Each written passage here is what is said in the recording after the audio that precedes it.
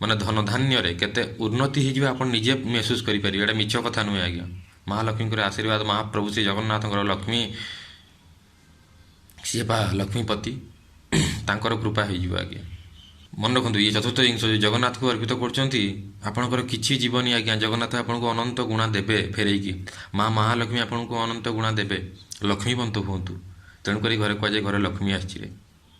ତେଣୁକରି ଏଠୁ ଜାଣିପାରୁଥିବେ ଆପଣ ଯେ ଆପଣଙ୍କୁ ଯଦି ଧନବାନ ହେବାର ଅଛି, କୁବେର ବି ଏ ନିୟମ ଫଲୋ କରୁଛନ୍ତି, ଏ ରୁଲ୍ ଫଲୋ କରୁଛନ୍ତି। ଆମେ କାହିଁକି ନୁହେଁ ଆଜ୍ଞା। ସାଙ୍ଗମାନଙ୍କ ପାଖରେ ଯାଇକି ହଷ୍ଟେଲରେ ଖାଇଦିଏ, ବୁଲାବୁଲି କରିଦିଏ। ମୋ ପାଖରେ ସ୍ପ୍ଲେଣ୍ଡର ଅଛି, ଏବେ ବି ସେ ସ୍ପ୍ଲେଣ୍ଡର ଅଛି ଆଜ୍ଞା। ସେଠି 20 ଟଙ୍କା ଦେଲା ପରେ ଏ ପୁରା ଭୁବନେଶ୍ୱର ବୁଲୁଥିବେ।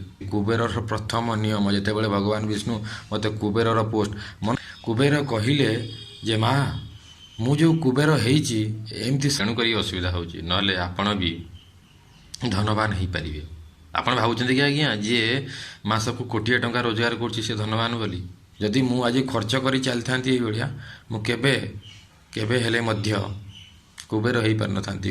ଧନର ଦେବତା କୁବେର ମହାରାଜ, ତାଙ୍କଠାରୁ ଅଧିକା ଧନ ଭୌତିକ ଜଗତରେ ଆଉ କାହାରି ନାହିଁ। ଧନ ବିଡ଼ି ନୁହେଁ ଛୋଟିଆ ନିଶା, ଜଣା ପଡ଼େ ନାହିଁ ଟାଣେ ପଇସା। ମୁଁ ତ ବୈଷ୍ଣବ, ଜଗନ୍ନାଥ ବୈଷ୍ଣବ, ବୈଷ୍ଣବ ଭିତରେ ବି ବୈଷ୍ଣବ, ଜଗନ୍ନାଥ ବୈଷ୍ଣବ। ତେଣୁକରି ଆମର ଖର୍ଚ୍ଚ କମ୍।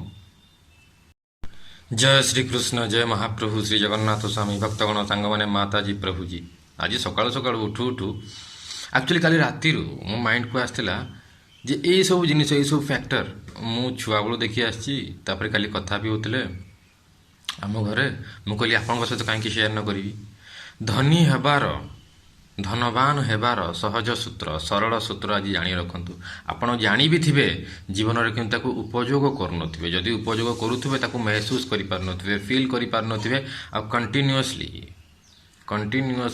ଯେଉଁଟା ଆମ ଓଡ଼ିଆରେ କ'ଣ କହନ୍ତି, ରେଗୁଲାର ଭାବରେ, ସିଏ ବି ଇଂଲିଶ ଯେଉଁଟା କହନ୍ତି ନିରନ୍ତର ଭାବରେ, ତାକୁ ଆପଣ ମେଣ୍ଟେନ୍ କରିପାରୁନଥିବେ, ବଜାୟ ରଖିପାରୁନଥିବେ। ତେଣୁକରି ଅସୁବିଧା ହେଉଛି। ନହେଲେ ଆପଣ ବି ଧନବାନ ହେଇପାରିବେ। ଆପଣ ଭାବୁଛନ୍ତି କି ଆଜ୍ଞା ଯିଏ ମାସକୁ କୋଟିଏ ଟଙ୍କା ରୋଜଗାର କରୁଛି ସେ ଧନବାନ ବୋଲି? ଚାନ୍ସ ନାହିଁ। ଶୁଣନ୍ତୁ, ଏ କଥାଟି କହୁଛି, କୌଣସି କାରଣ ଯୋଗୁଁ, ଆଚ୍ଛା କଥାଟି ପୁରା କହିଦେଉଛି। ମାତା ପାର୍ବତୀ, ଉମା କହୁଛନ୍ତି ଯେ ନିଜ ପତିଦେବଙ୍କୁ, ଶ୍ରୀ ଶିବଙ୍କୁ, ଯେ ସ୍ୱାମୀ, ମାତା ସରସ୍ୱତୀଙ୍କୁ ଦେଖ, ମାତା ଲକ୍ଷ୍ମୀଙ୍କୁ ଦେଖ, ତାଙ୍କ ପାଖରେ କେତେ ଧନ ଅଛି, ଆମ ପାଖରେ କିଛି ନାହିଁ। ତୁମେ ପାଉଁଶ ବୋଳି ହେଇକି ବସୁଛ। ଛୁଆ ପିଲା ଆମର ଅଛନ୍ତି, ଗଣେଶ ଅଛି, କାର୍ତ୍ତିକ ଅଛି, କିନ୍ତୁ ଆମକୁ କିଛି ମିଳୁନି। ଆରେ ମୋତେ ଟିକେ ସୁନା ଗହଣା ଦରକାର, ମୁଁ କେତେ ଫୁଲ ପିନ୍ଧିବି, ଚନ୍ଦନ ଲଗାଉଛି, ସବୁ କରୁଛି ନିଜ ଦେହରେ। କେବେ ଟିକେ ସୁନା ପିନ୍ଧେ ଦେହରେ ସୁନା ଜମା ନାହିଁ। କେବଳ ଶାଢ଼ୀ, କପଡ଼ା, ବସ୍ତ୍ର ଆଉ ଫୁଲମାଳ। ତ ଶିବ କହିଲେ ଠିକ୍ ଅଛି, ମୋ ଦେହରୁ କିଛି ନେଇଯାଅ, ଯେଉଁଟା ବିଭୂତି ନେଇଯାଅ, ଆଉ ତାକୁ ନେଇକି ଯେତିକି ଓଜନ ହେବ ସେତିକି ଓଜନର ତୁମେ ସୁନା ଗହଣା ଯାହା ବି ତୁମର ଦରକାର ନେଇ ଆସିବ କୁବେର ପାଖରୁ। କୁବେର ମନା କରିବେନି। ଶିବଙ୍କୁ କିଏ ମନା କରିବ? ମା ଉମାଙ୍କୁ କିଏ ମନା କରିବ? ତ ଉମା ନେଇକି ଗଲେ କିଛି ଯାହା ବି। ସେ ରାସ୍ତାରେ ଭାବୁଛନ୍ତି କ'ଣ ସିଏ ଏତିକି ବିଭୂତିରେ କ'ଣ ହେବ। ନେଇକି ଗଲେ, ନେଇକି ଯାଇସାରିଲା ପରେ ଯାଇକି ଦେଖୁଛନ୍ତି କୁବେରଙ୍କ ମହଲ ସାମ୍ନାରେ ଗୋଟେ ଲୋକ, ସେ ଖୁଦ ଦାନା ସବୁ ଗୋଟଉଛି ହାତରେ, ଗୋଟି କରି। ଏ ସମୟରେ ସେ ଯାଇକି ଯେତେବେଳେ ପାଖକୁ ପହଞ୍ଚିଲେ, ଦେଖିଲେ ଇଏ ଆଉ କେହି ନୁହନ୍ତି, ସ୍ୱୟଂ କୁବେର ମହାରାଜ, ଧନର ଦେବତା କୁବେର ମହାରାଜ। ତାଙ୍କଠାରୁ ଅଧିକା ଧନ ଭୌତିକ ଜଗତରେ ଆଉ କାହାରି ନାହିଁ। ସେ ଦେଖିକି ଆଶ୍ଚର୍ଯ୍ୟ ହେଇଗଲେ। ଆରେ କୁବେରଙ୍କୁ ଦେଖିକି ଇଏ ଆଶ୍ଚର୍ଯ୍ୟ। ଆଉ କୁବେର ଦେଖିକି ମା ଉମାଙ୍କୁ ନମସ୍କାର କଲେ, ପ୍ରଣିପାତ କଲେ, ମା ଆସନ୍ତୁ। ସେ ପଚାରିଲେ ଯେ କୁବେର, ଇଏ ତୁମେ କ'ଣ କରୁଛ? ମୁଁ କହିଲି, କୁବେର କହୁଛନ୍ତି ଯେ ଯେଉଁ ଖୁଦ, ଯେଉଁ କଣିକା ଅଛି, ୟାକୁ ମୁଁ ଗୋଟଉଛି, ୟାକୁ ମୁଁ ସଞ୍ଚିତ କରିକି ରଖୁଛି। ମାତା ଉମା କହିଲେ, ତୁମେ ଏତେ ବଡ଼ ଧନର ଦେବତା, ଭୌତିକ ଜଗତରେ ତୁମଠାରୁ ବଡ଼ ଧନ ଧାନ୍ୟରେ ଭରପୁର ଆଉ କେହି ନାହିଁ। ତୁମେ ଖୁଦ କଣିକା ସବୁ ଗୋଟଉଛ, ୟାକୁ ନେଇକି କ'ଣ କରିବ? ତାପରେ କୁବେର କହିଲେ ଯେ ମା, ମୁଁ ଯେଉଁ କୁବେର ହେଇଛି ଏମିତି ସଞ୍ଚି ଗୋଟେଇ ସଞ୍ଚୟ କରି ମୁଁ କୁବେର ହେଇଛି। ଯଦି ମୁଁ ଆଜି ଖର୍ଚ୍ଚ କରି ଚାଲିଥାନ୍ତି ଏଇଭଳିଆ, ମୁଁ କେବେ ହେଲେ ମଧ୍ୟ କୁବେର ହେଇପାରିନଥାନ୍ତି। କୁବେରର ପ୍ରଥମ ନିୟମ, ଯେତେବେଳେ ଭଗବାନ ବିଷ୍ଣୁ ମୋତେ କୁବେରର ପୋଷ୍ଟ, ମନେ ରଖିଥାନ୍ତି କୁବେର ଗୋଟେ ପୋଷ୍ଟ, ସେଥିରେ ବ୍ୟକ୍ତି ବାରମ୍ବାର ଚେଞ୍ଜ ହୁଅନ୍ତି। କିଛି ବର୍ଷ ପରେ ତାଙ୍କର ପୁଣ୍ୟ ସରିଗଲା ପରେ ସେ ପୁଣି ଆଉଥରେ ଜନ୍ମ ହେଇଯିବେ, ଛେଳି ମେଣ୍ଢା ଗାଈ ଗୋରୁ। ଇଏ ଜ୍ଞାନ ଆଜ୍ଞା, ଇଏ ଉପର ଜ୍ଞାନ, ଆପଣଙ୍କୁ ବର୍ତ୍ତମାନ ସେସବୁ କହୁନାହିଁ। କିନ୍ତୁ ଜାଣନ୍ତୁ କୁବେର ବି ଗୋଟେ ପୋଷ୍ଟ, ସେଠି ସବୁବେଳେ ସମସ୍ତେ ଗୋଟେ ଜୀବ ବସେ, ଗୋଟେ ଜୀବ ତା ଉପରେ ବସେ ସେ ପୋଷ୍ଟରେ। ଯେମିତି ଆପଣ ଦେଖୁଛନ୍ତି କି କଲେକ୍ଟର, ଗୋଟିଏ ପୋଷ୍ଟ, କଲେକ୍ଟର କେହି ମଣିଷ ନୁହନ୍ତି। 5 ବର୍ଷ ପରେ ସେ ଚେଞ୍ଜ ହେଇଯିବ, ପୁଣି ଆଉଥରେ ଆଉ ଜଣେ ହେଇଯିବ ସେ ପୋଷ୍ଟରେ। ତ ସେଇଭଳିଆ ଆଜ୍ଞା କୁବେର ଗୋଟେ ପୋଷ୍ଟ, ଅଗ୍ନି ଦେବତା ଗୋଟେ ପୋଷ୍ଟ, ବାୟୁ ଦେବତା ଏସବୁ ପୋଷ୍ଟ। ଆମରି ଭଳିଆ ଜୀବ ଜଣେ ଅଧିକ ପୁଣ୍ୟ କଲା ପରେ ସ୍ୱର୍ଗଲୋକରେ ଯାଇକି ସେ ପୋଷ୍ଟ ନିଏ। କୁବେର ଗୋଟେ ପୋଷ୍ଟ। ସିଏ ଯେତେବେଳେ କୁବେର ପୋଷ୍ଟ ତାଙ୍କୁ ଦିଆଯାଇଥିଲା, ସେ କହିଲେ ଯେ ମୋତେ ଭଗବାନ ବିଷ୍ଣୁ କହିଥିଲେ, ବ୍ରହ୍ମା ବି କହିଥିଲେ, ତୋର ପ୍ରଥମ କାମ ହେଉଛି ସଞ୍ଚୟ କରିବା। ଯଦି ସଞ୍ଚୟ କରିବୁ ତାହେଲେ ତୁ କୁବେର ହେଇପାରିବୁ। ଯଦି ଖର୍ଚ୍ଚ କରି ଚାଲିବ ମନ ଇଚ୍ଛା, ତାହେଲେ କୁବେର ହେଇପାରିବୁନି। ଅଯଥା ଖର୍ଚ୍ଚ ମାନେ କ'ଣ, ଖାଇବେନି ପିଇବେନି ଶୋଇବେନି ନା କ'ଣ? ନା ସେ କଥା ନୁହେଁ। ତେଣୁକରି ଏଠୁ ଜାଣିପାରୁଥିବେ ଆପଣ ଯେ ଆପଣଙ୍କୁ ଯଦି ଧନବାନ ହେବାର ଅଛି, କୁବେର ବି ଏ ନିୟମ ଫଲୋ କରୁଛନ୍ତି, ଏ ରୁଲ୍ ଫଲୋ କରୁଛନ୍ତି, ଆମେ କାହିଁକି ନୁହେଁ ଆଜ୍ଞା?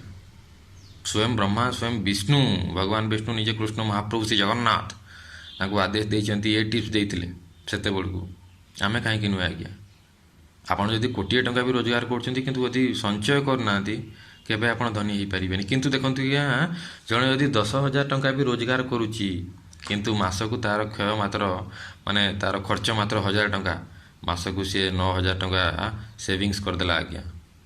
ଦେଖନ୍ତୁ ଗୋଟେ ବର୍ଷରେ ସେ କେତେ କରିଦେବ? 1,08,000 ଲକ୍ଷେ ଟଙ୍କା ଉପରେ ସେ ସେଭିଂ କରିଦେଲାଣି। ଜଣେ 10,000 ଟଙ୍କା ରୋଜଗାର କରୁଥିବା, ଖାଇ ପିଇ ନିଜ ପରିବାର ବର୍ଗ ସହିତ ଯଦି ସେ 1,000 ଧରି ନିଅନ୍ତୁ, 1,000 ଖର୍ଚ୍ଚ କରୁଛି ଆଉ ଆର ସଞ୍ଚୟ କରୁଛି, ତା ସହିତ ତାକୁ ସୁଧ ବି ମିଳିବ ବ୍ୟାଙ୍କରେ, ଯେଉଁଠି ବି ହଉ, ପୋଷ୍ଟ ଅଫିସରେ ହଉ, କିମ୍ବା କେଉଁଠି ଇନଭେଷ୍ଟ କରିଦେଲା ଭଲ ଜାଗାରେ, ସେଫ୍ ଜାଗାରେ ଇନଭେଷ୍ଟ, ମ୍ୟୁଚୁଆଲ୍ ଫଣ୍ଡ ହଉ, ତା'ର ସବୁ ଗାଇଡ଼ଲାଇନ୍ସ ଆପଣ ଦେଖିବେ। ମ୍ୟୁଚୁଆଲ୍ ଫଣ୍ଡ ହଉ, ଯାହା ବି ହଉ, ଆପଣ ଯଦି ସେଭିଂ କରିଦେଲେ ତାହେଲେ ସିଏ ବଢ଼ିବାରେ ଲାଗିବ। ଆଜିକାଲି ସମୟରେ ଗୋଟିଏ ଜିନିଷ ମନେ ରଖନ୍ତୁ, ଯେ ପଇସାଟାକୁ ଯଦି ଆପଣ ବ୍ୟାଙ୍କରେ ରଖିଦେବେ କିମ୍ବା ଖାଲି ରଖିଦେଲେ କେଉଁଠି ସେଭିଂ କରିକି, ତାହେଲେ ସେ ପଇସା ଡେଡ଼୍ ହେଇଗଲା, ସେ ମୃତ ପ୍ରାୟ ହେଇଗଲା। ତାକୁ ଇନଭେଷ୍ଟ କରନ୍ତୁ, କାହିଁକିନା ଜିନିଷର ଦରଦାମ ବଢ଼ି ଚାଲିଛି। ତେଣୁକରି ଯେଉଁ ପଇସା ଅଛି ଆପଣଙ୍କ ପାଖରେ ତାକୁ ଇଣ୍ଟରେଷ୍ଟ ମାନେ ଇନଭେଷ୍ଟ କରନ୍ତୁ। ଯଦି ଇନଭେଷ୍ଟ ନ କରିବେ, ଖାଲି ବ୍ୟାଙ୍କରେ ରଖିଦେବେ, ତାହେଲେ ସେ ପଇସା ଯେତିକି ଥିଲେ ସେତିକି ରହିବ। କେତେ ବଢ଼ିବ ଆଜ୍ଞା ଇଣ୍ଟରେଷ୍ଟ ହିସାବରେ? ବେଶୀ ବଢ଼ିବନି। ତେଣୁକରି ତାକୁ କେତେ 4%, 5% ମ୍ୟାକ୍ସିମମ୍ ଦିଆହେଉଛି ବ୍ୟାଙ୍କରେ, ଯେକୌଣସି ଜାଗାରେ ହଉ। ତେଣୁକରି ତାକୁ ଇନଭେଷ୍ଟ କରି ଶିଖନ୍ତୁ। ଇଏ ସେକେଣ୍ଡ ଜିନିଷ। ଯଦି ଇନଭେଷ୍ଟ ନ କରିବେ, ଫାର୍ଷ୍ଟ ସଞ୍ଚୟ କରିବେ, ତାପରେ ଇନଭେଷ୍ଟ କରିବେ। ଇନଭେଷ୍ଟ ଯଦି ନ କରିବେ ତାହେଲେ ଧନୀ ହେଇପାରିବେନି। ଥାର୍ଡ଼ ଜିନିଷ ହେଉଛି ଆପଣ କେତେ ଯତ୍ନଶୀଳ, ଆପଣଙ୍କ ପରିବାରରେ ଯେଉଁ ଲୋକ ଅଛନ୍ତି ଆପଣଙ୍କ ପାଇଁ କେତେ ଯତ୍ନଶୀଳ। ଆପଣ ଯାହା କହୁଛନ୍ତି ଯେ କେମିତି ପଇସା ସଞ୍ଚୟ କରିବା, ସେମାନେ ଆପଣଙ୍କୁ ସପୋର୍ଟ କରୁଛନ୍ତି କି ନାହିଁ? ଯଦି ସପୋର୍ଟ କରୁନାହାନ୍ତି ତାହେଲେ ଆପଣ ହଇରାଣ ହେଇଯିବେ, ପାରିବେନି ଆଜ୍ଞା। କାହିଁକିନା ପରିବାରକୁ ବି ଆପଣଙ୍କୁ ଦେଖିବାର ଅଛି ନା। ଯଦି ପରିବାର ବର୍ଗ ଆପଣଙ୍କୁ ସପୋର୍ଟ କରୁଥିବେ ଯେ ଆପଣ ଯେଉଁ ଭଳିଆ ସଞ୍ଚୟ କରିବା ଚିନ୍ତାରେ ଅଛନ୍ତି, ଘରକୁ ଚଳିବା ଚିନ୍ତାରେ ଅଛନ୍ତି, ସେମାନେ ବି ସେଇଭଳିଆ ଚିନ୍ତା କରୁଛନ୍ତି, ସେମାନେ ସମସ୍ତେ, ତାହେଲେ ଆପଣ ପାରିଯିବେ। ଉଦାହରଣ ସ୍ୱରୂପ ଆପଣଙ୍କ ସ୍ତ୍ରୀ, ଆପଣ ଯାହା ଖାଇବା ପିଇବା, ଯାହା ପରିବାପତ୍ର ନେଇକି ଆସିଲେ, ଯାହା ବି ସରି ଟିକେ ଗଳା ଇଏ ସକାଳୁ ସକାଳୁ କହୁଛି ନା, ଗଳା ଟିକେ ଇଏ ହେଇଯାଇଛି।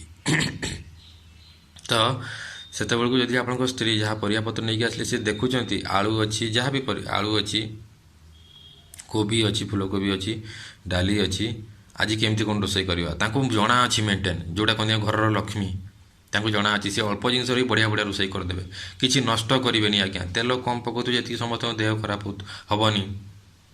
ଆଉ ତାପରେ ସାତ୍ୱିକ ବନେଇକି ମହାପ୍ରଭୁ ଶ୍ରୀ ଜଗନ୍ନାଥଙ୍କୁ ଅର୍ପିତ କରିବେ।